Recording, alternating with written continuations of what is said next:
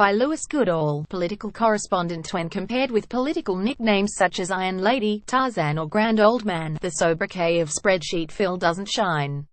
But it does at least ring true about the incumbent Chancellor, Philip Hammond. Patrician, restrained, even dour. He makes an unlikely lightning rod for fury. Yet this week barely a day has passed without Hammond attracting the ire of his colleagues. He has become the de facto ringmaster of the Tory Remainers. He is privately and publicly scornful of his Brexiteer colleagues. He considers them to be out of touch with economic and commercial reality. He has become the go-to voice for the city and big business in the cabinet, who argue for as little change as possible.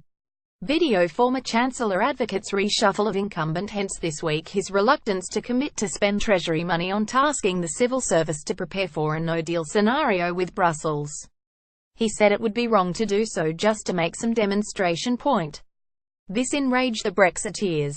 They suspect foul play that helps trying to frustrate Brexit. Consequently, one of Hammond's predecessors, Nigel Lawson, told me on Thursday that he was damaging the country and that Theresa May should sack him. Many MPs agreed. Video. How the EU might move on without the UK. And today, the Sunday Telegraph's front page told us that the DUP are similarly incensed. The paper says senior DUP parliamentary sources have said they are extremely concerned about Philip Hammond's behaviour and that he is trying to frustrate the Brexit process. The article claims the DUP source has said Theresa May must sack him if he doesn't change his tune. Given Mrs. May is Prime Minister only because of their 10 seats, this is no insignificant threat. But is it true? I have my doubts.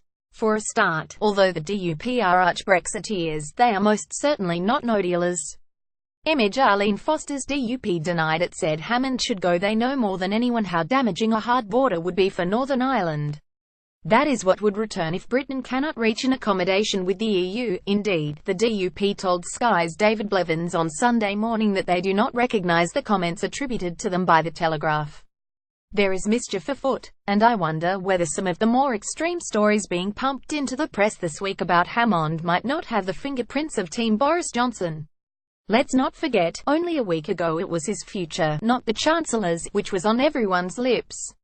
Image. Mr. Johnson was in the firing last week for his interventions on Brexit, and maybe that's not surprising, for they have each, in their own way, come to epitomise one wing of their party, the hard Remainers and hard Leavers respectively. Consequently, each side is calling for the other's captain to get the sack. Precisely for this reason, I suspect in the end, May will choose not to move either. Reshuffling either a Chancellor or Foreign Secretary is a big step even for a powerful PM. For a weak one, in a situation where both would probably choose to return to the backbenches rather than be moved, it could be lethal. Especially given the wider Brexit politics. UKIP leader I could strangle a badger. Brexit makes hard Irish border inevitable. Moving one but not the other would disrupt the extremely delicate equilibrium between the factions in the Tory Europe civil war. And moving both may be even worse. It might actually be the one thing to bring them together.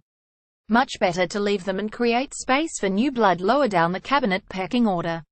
After all, in some ways, who is the person who suffers most from a wounded Chancellor and Foreign Secretary, a wounded Prime Minister, worried for her job?